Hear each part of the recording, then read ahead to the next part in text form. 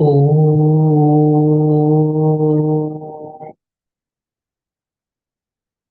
శాంతి. ఓ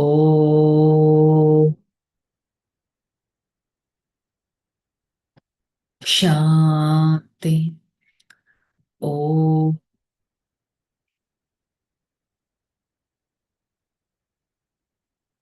శాంతి. ఓం శాంతి. I am an intense effort maker. I, the soul, always try to focus on myself. I check my actions, my thoughts, my behavior towards others. I try to transform my negative thoughts into the powerful ones. I always remember that this is the time to pay attention on self, make an effort to change the self. Right now, I'm listening to this Murli by sitting right in front of my father. Imbibe this knowledge and try to implement this knowledge in my day-to-day life. Om Shanti. Murli date 21/7/2026। आज का heading मीठे बच्चे, अब तुम सुनी सुनाई बातों पर चलते आए। अब बाप तुम्हें डायरेक्ट सुनाकर आप समान నాలెడ్జ్ఫుల్ बनाते हैं। బాబా చెప్తున్నారు, మధురమైన పిల్లలు, ఇప్పుడు మీరు ఇప్పటి వరకు కూడా మీరు విని విననంటి విషయాల మీద సునీ సునాయి బాతోం పర్ చల్తే ఆయే హే, ఎవరు ఏం చెప్పినా వింటూ వచ్చారు. ఫలానా చోట ఈ విధంగా చెయ్యి అంటే నిజంగా అలా చేస్తే నాకు మంచి జరుగుతుంది అనే ఒక బిలీఫ్ సిస్టంతో నేను అది చేయడం మొదలు పెట్టేస్తాను. సో ఎవరు వారికి తోచినది చెప్తూ ఉంటే నేను ఒక బిలీఫ్ సిస్టంతో దాన్ని నమ్ముతూ వచ్చాను. ఇప్పుడు నాకు డైరెక్ట్ భగవంతుడు లభించారు. మరి నన్ను తన సమానంగా నాలెడ్జ్ఫుల్గా తయారు చేస్తున్నారు. మరి సదా గుర్తుంటుందా? I am a knowledgeful soul అనే విషయం సదా గుర్తుంటుందా? చెక్ చేసుకోవాలి.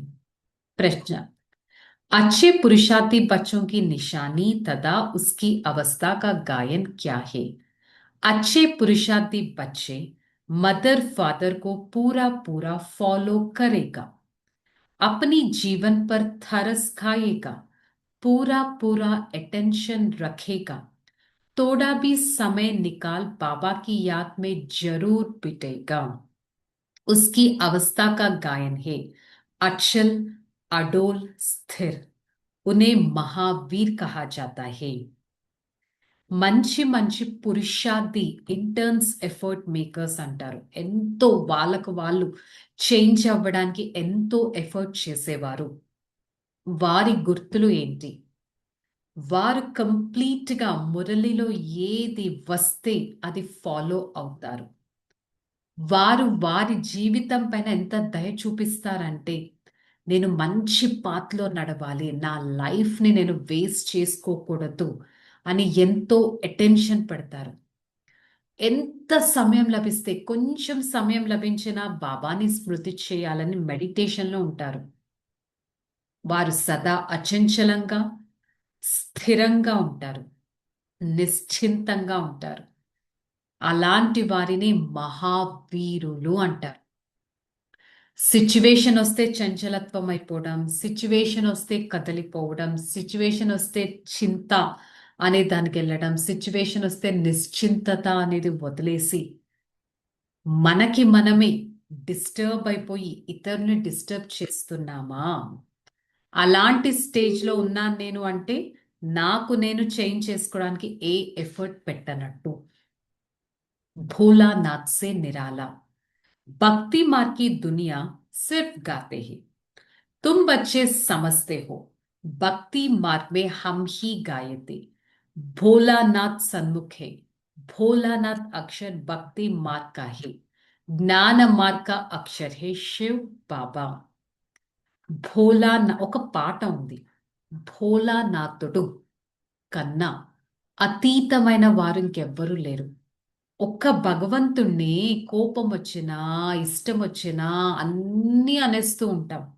నువ్వే నాకు రక్షకుడే అంటాం. నేను ఎప్పుడు ఎలా ఉన్నా, నా సిచ్యువేషన్ ఎలా ఉన్నా, నాకు నిజంగా అతన్ని నేనేమన్నా అడిగితే నాకు అతను ఇస్తారు. సో అందుకే భగవంతుణ్ణి ది ఇన్నోసెంట్ లార్డ్ అని అంటారు కదా.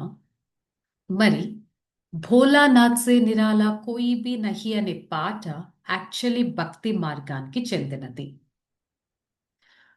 భక్తిలో భగవంతుడి గురించి పరిచయం లేకపోయినా ఇండైరెక్ట్ గా పాడుతూ ఉంటారు. జ్ఞాన మార్గం అక్షరం వేరు, భక్తి మార్గం వేరు. ఇప్పుడు వారు భోలానాథుడు అంటే ఎవరో తెలియదు, కానీ ఇండైరెక్ట్ గా ప్రే చేస్తూ ఉంటారు. ఇక్కడ మనకి భోలానాథుడు అంటే ఎవరో కాదు, మన ఆత్మిక తండ్రి పరమాత్మ అనే విషయం తెలిసింది.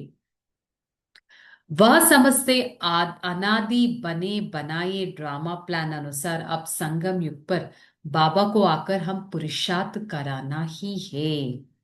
ఇప్పుడు మనం తెలుసుకున్నాం, ఆల్రెడీ తయారైపోయిన డ్రామా. దాని అనుసారంగా ఈ సంగమ యుగంలో నేను వచ్చి పురుషార్థాన్ని చేస్తున్నాను. నా చేత పురుషార్థం, పురుషార్థం అంటే ఒక ఎఫర్ట్ చేయడం, మన చేంజ్, మన లైఫ్ యొక్క ట్రాన్స్ఫర్మేషన్ కోసం. అది ఇప్పుడు జరుగుతుంది. जिन्होंने कल्प पहले भक्ति किया है बकी आकर ज्ञान लेगा फिर सूर्यवंशी बनेगा. కల్ప క్రితం ఎవరైతే నాలెడ్జ్ తీసుకున్నారో వారే మళ్ళీ తీసుకుంటారు. This is a secret of drama. Everything is getting seen is it has been happened and it's been repeated now. So అందుకని nothing is new in this drama. కల్ప క్రితం కూడా నేనే నాలెడ్జ్ ఇలాగే తీసుకున్నాను, అప్పుడు సూర్యవంశిగా అయ్యాను, ఇప్పుడు అవుతున్నాను. उसकी डायनासिटी है ही, उसको कहा जाता दैवी वन. స్టార్టింగ్ నుంచి లక్ష్మీనారాయణులు. లక్ష్మీనారాయణులు ఎవరు? రాధా కృష్ణుల స్వయంవరం తర్వాత లక్ష్మీనారాయణులు అని రావడం జరిగింది. సత్యుగం స్టార్టింగ్ లో లక్ష్మీనారాయణ లేరు. ఉస్కి డైనాసిటీ ఉస్కే బాద్ ఆయా హే, వారినే దైవీ వర్ణం అని అంటారు. उस समय दैवी वन है, अब है असुरी वन है, यही సంగం. ఇక్కడ అటు డైటిజము లేదు, అది కంప్లీట్ డెవిలిజం కూడా లేదు. ఇప్పుడు మనం సంగమ యుగంలో ఉన్న ఒక ట్రాన్స్ఫర్మేషన్, ఒక కాన్ఫ్లిక్ట్స్ ఏజ్ అనేది. अब असुरों से दैवी वन में आना है. बरोबर यह महाभारत लड़ाई वही ही जो गाई हुई है. ఇది అదే మహాభారత యుద్ధం. ఎవ్రీ డే, ఎవ్రీ సెకండ్ ఇక్కడ ఒక మహాభారతం అనేది జరుగుతూనే ఉంది. అదొక థాట్స్ తో కావచ్చు, ఒక యాక్షన్స్ తో అవ్వచ్చు, మనుషులతో అవ్వచ్చు, కార్మిక్ అకౌంట్స్ తో అవ్వచ్చు. యుద్ధం అయితే జరుగుతూనే ఉంది. అందుకే మనం ఎవరము సైనికులము, వారియర్స్ అని అంటారు. गीता पाठशालाओं के गीत भवन कितने हैं. गीता ज्ञान सुनने की पाठशाला है, कुछ सुनाने वाला नहीं. जो होकर जाते हैं वही फिर गायन चलता रहता है. బయట కూడా భగవద్గీతను వినిపించే గీతా పాఠశాలలు ఎన్ని ఉన్నాయి. సో ఆ గీత చదువుతారు. గీత నిజంగా భగవంతుడు ఏ రూపంలో వినిపించారు, అసలు భగవంతుడి యొక్క పరిచయం ఏంటి అనేది కూడా వారు చెప్పలేకపోతారు. ఏదన్నా అడిగితే అనాదిగా వస్తుంది, అది ఇప్పుడు మేము చేస్తున్నాము అని అంటారు. अब तुम समझते हो, बच्चे जानते हैं, बाबा प्यार का सागर है, सबको प्यार से सिखलाते, बाबा कभी गुस्सा नहीं करता, सदैव प्यार से समझाते हैं। बच्चे तुम सतो प्रदान थे फिर పునర్జన్మ లేతే ఆయే హో. సో ఇక్కడ బాబా ఒక టీచింగ్ ఏం చెప్తున్నారు? భగవంతుడు ప్రేమ సాగరుడు. మనకి ఎంతో ప్రేమతో అర్థం చేస్తారు. మధురమైన పిల్లలు, గారాబాల పిల్లలు, చాలా కాలం తర్వాత కలిసిన పిల్లలు అని. భగవంతుడు ఎప్పుడు కోప్పడరు. నువ్వు నన్ను డే అంతా నన్ను అసలు తలుచుకోలేదు, నువ్వు నా నుంచి ఈ విషయస్ అడుగుతున్నావేంటి? అలాంటివి భగవంతుడి దగ్గర ఉండవు. అదే మనుషులకి భగవంతుడికి ఉన్న డిఫరెన్స్. మరి భగవంతుడిలో ఉన్న క్వాలిటీస్ నాలో ఉన్నాయా చెక్ చేసుకోవడం ఈక్వల్లీ ఇంపార్టెంట్. ఎవరైతే కల్పకృతం ఈ విషయాలు అర్థం చేసుకున్నారో వారే అర్థం చేసుకుంటారు. बाप क्षमा भी तब करेगा जब संगम युग होगा, तो बाबा आपके सिवाय हमारा सहायक और कोई है ही नहीं. సో మనం ప్రే చేస్తూ ఉంటాం, భగవంతుడా నాకు మీరు తప్ప హెల్ప్ చేసే వాళ్ళు ఇంకెవ్వరూ లేరు అని ప్రే చేస్తూ ఉంటాం. మరి భగవంతుడు మనని ఎప్పుడు క్షమిస్తారు? సంగమ యుగంలో ఎప్పుడైతే తను వస్తారో తన పరిచయాన్ని ఇస్తారు మన కోసం. రావణ రాజ్యాన్ని తొలగించి రామ రాజ్యాన్ని స్థాపన చేస్తారు. వారే నిరాకారుడైన పరమాత్మ. ఒకప్పుడు మనం పిలిచాం, రామానుసారంగా పతితులను పావనంగా తయారు చేయడానికి బాబా వచ్చారు. సో నేను ఆత్మ ఎంతటి పావన ఆత్మగా తయారవుతున్నాను. నేను ఆత్మ ఎంత స్థిరంగా, అచంచలంగా, నిశ్చింతంగా ఉండగలుగుతున్నాను. నేను ఆత్మ పరమాత్మ సమానంగా ప్రేమ సాగరుడిగా ఉండగలుగుతున్నానా? నేను ఆత్మ పరమాత్మ ఎలా అయితే క్షమా సాగరుడు, అంతటి క్షమా సాగర గుణం నాలో ఉందా చెక్ చేసుకోవాలి. ధారణలో रूहानी पढ़ाई पढ़कर सच्ची कमाई करनी और करानी है. घर चलने के मैसेज सबको देना है. अब कोई भी विकर्म नहीं करना है. सवेरे उठकर प्यार से बाबा को याद करना है. छोटी मोटी बातों को छुई नहीं बनना है. अवस्था अचल और अडोल रहना है. సో మనలో ఈ క్షణం ఎవరో చంచలత్వంగా ఉండుండొచ్చు, లేకపోతే అలాంటి స్టేజ్ రానే రావచ్చు. దానికోసం ఇప్పటి నుంచే బాబా మనని ప్రిపేర్ చేస్తున్నారు. Knowledge is source of income అంటారు కదా. ఈ knowledge, spiritual knowledge is the source of spiritual income.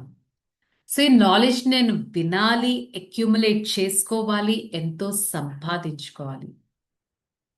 घर चलने का मैसेज सबको देना है. अब घर जाना है. अब घर जाना है. ఇప్పుడు నేను పరంధామానికి రిటర్న్ వెళ్ళాలి. That is my actual home. వికర్మలు వినాశనం అవుతాయి. సవేరే పొద్దున్నే లేసి ఎంతో ప్రేమగా బాబాని స్మృతి చేయాలి. చిన్న చిన్న విషయాల్లో టచ్ బి నాట్ ప్లాంట్గా ఉండకూడదు. టచ్ చేస్తే ముచ్చుకుపోవడం, అలాంటి విషయాలు. సిచ్యువేషన్ ఎలా ఉన్నా మన అవస్థ అచంచలంగా స్థిరంగా ఉండాలి. స్లోగన్, నాలెడ్జ్ కి లైట్ మైట్ ద్వారా अपने नॉलेज की लाइट माइट द्वारा अपने लक को जगाने वाले सदा सफलता मूर्त भव. నాలెడ్జ్ ద్వారా మన లైఫ్లో ఒక అవేర్నెస్, ఒక లైట్నెస్ వస్తుంది. నాలెడ్జ్ ద్వారా మనకు ఒక మైట్ కూడా వస్తుంది, శక్తి కూడా వస్తుంది, ఆత్మశక్తివంతంగా అవుతుంది. మరి మీ లక్ని సదా మేలుకోండి. సదా నాలెడ్జ్ని గుర్తుపెట్టుకోవాలి. ఈరోజు మనకి ఏం నాలెడ్జ్ ఇచ్చారు? Who are you? ఎలాంటి నాలెడ్జ్? సృష్టి చక్రం యొక్క నాలెడ్జ్, పరిస్థితి వచ్చినా ఎలా ఉండాలి అనే నాలెడ్జ్, ఇప్పుడు మనం బ్యాక్ ఎక్కడికి వెళ్ళాలి అనే నాలెడ్జ్. మరి ఈ నాలెడ్జ్ ఆది మధ్య అంతిమాన్ని తెలుసుకొని పురుషార్థం చేసినట్టయితే సఫలత అనేది నాకు దొరుకుతుంది. నాలెడ్జ్ ఉండాలి డ్రామా గురించి, నాలెడ్జ్ ఉండాలి నథింగ్ ఈజ్ న్యూ అని. భగవంతుడు క్రియేటర్ అయితే వారి క్రియేషనే ఇప్పుడు మనం చూస్తున్నది. సో క్రియేషన్ పైన అట్మోస్ట్ నమ్మకం అనేది ఉండాలి. నమ్మకం ఉంటే सफलता हमारा जन्म सिद्ध अधिकार हो जाएगा. स्लोगन, न्यारे बनकर कर्मेंद्रियों से कर्म करावो तो कर्मातीत स्थिति का अनुभव सर्च कर सकेगा. డిటాచ్డ్ గా అతీతంగా ఉండాలి. ఈ కర్మేంద్రియాల ద్వారా కర్మ చేయాలి. చేసినట్టయితే మన స్థితి ఎంతో సహజంగా సహజమైన స్థితిని మనం అనుభవం చేసుకోగలం. సో ఈరోజు మురళి యొక్క హోంవర్క్ మెయిన్గా ఏం చెప్పారు, మనం ఎలా ఉండాలి, చాలా లైట్నెస్ అనేది మెయింటైన్ చేయాలి. అన్షేకబుల్గా, ఇమ్మూవబుల్గా, స్టేబుల్గా ఉండాలి. సిచ్యువేషన్ ఎలా ఉన్నా నేను చంచలత్వంలోకి రాకూడదు, స్థిరంగా ఉండాలి, కదలకూడదు. అంత నిశ్చింతత ఉండాలి నా పైన, నా తండ్రి పైన. ఓకే, చలో రిలాక్స్. ఓం శాంతి. I, the soul, my father's favorite child, am the one always try to be immovable. Whatever happens with me has been recorded in this drama. Nothing is new in the drama. I accept this soul. I accept this knowledge. And I try to react positively towards every situation. I now design my tomorrow. My tomorrow is going to be very pleasant, acceptable, without any questions. My tomorrow is liked by everyone. My tomorrow is the one created by the Almighty. I, the soul, should not raise any questions. I have to be stable all the time, which helps me to maintain utmost mental energy.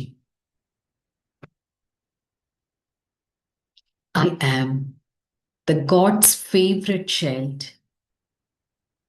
I try to focus on myself and generate back to the atmosphere. I am the God's merciful child. Try to show mercy on myself. Pay attention on myself. Be an elevated personality. And I always try to help others through my thoughts, words, and actions. Acha. Om Shanti. Shanti. Shanti. I, the soul, try to experience the unlimited power from the Almighty. Spread that power to every part of this body with the God's power. I try to be a merciful soul Try to show mercy on myself. Try not to create a new karmic account with people. And be an unshakable, immovable, and a stable personality. Om Shanti.